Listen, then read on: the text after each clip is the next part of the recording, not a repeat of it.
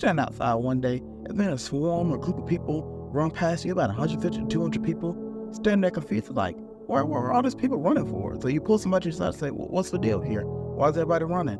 And then they tell you, well, a couple blocks away, there's a tornado coming.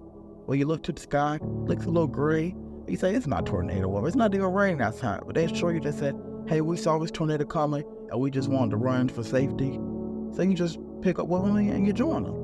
It's the same way with Jesus. You may not have been able to physically see Jesus resurrect, just like you may not have been able to see that tornado in that circumstance, but you believe the witness and the account of those around you. Those 150 people, those 200 people weren't just making something up. They weren't playing an April Fool's prank on you, but they were running for safety.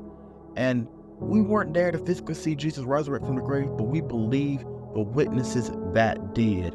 Because right here in the Bible, it says in 1 Corinthians chapter 15, verses 4 through 6, and that he was buried, and that he rose again the third day, according to the scriptures, and that he was seen of Cephas, then of the 12. After that, he was seen of above 500 brethren at once, of whom the greater part remain unto this present, but some are fallen asleep. Jesus didn't just immediately ascend into heaven after he resurrected from the grave.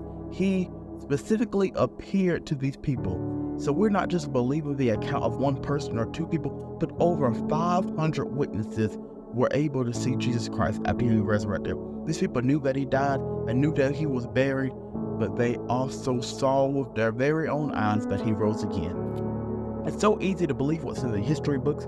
It's so easy to believe that in the stories that were passed down from generation to generation, because we're trusting the source of eyewitnesses.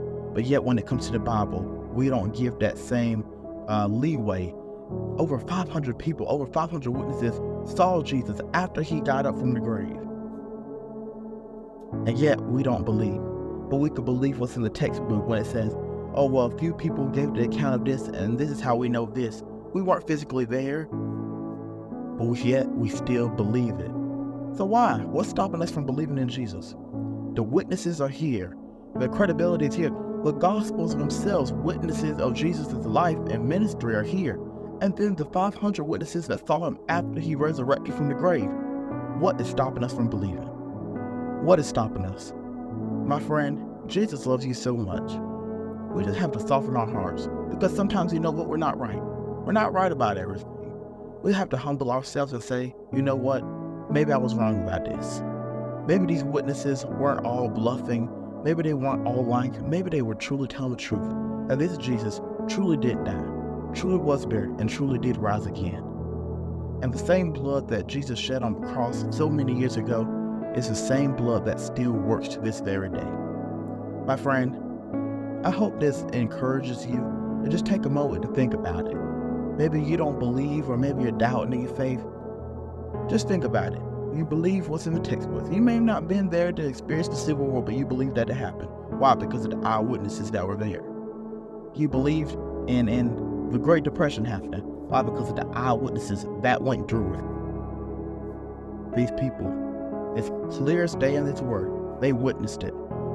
So my friend, will you believe it?